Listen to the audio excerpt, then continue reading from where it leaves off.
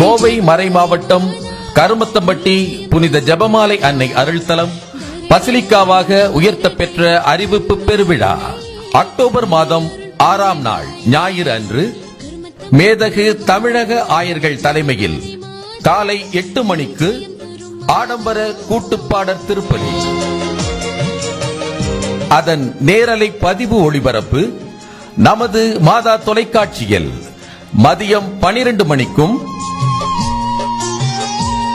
மற்றும் நேரலை ஒளிபரப்பாக மாலை 6 மணிக்கு மேதகு ஆயர்கள் தலைமையில் கூட்டுப்பாடற் திருப்பலியும் ஆடம்பர தேர்பவனியும் எங்கள் மறை மாவட்ட புனித ஜெபமாலை அன்னையின் பசிலிக்காவிற்கு வருகை தாருங்கள்.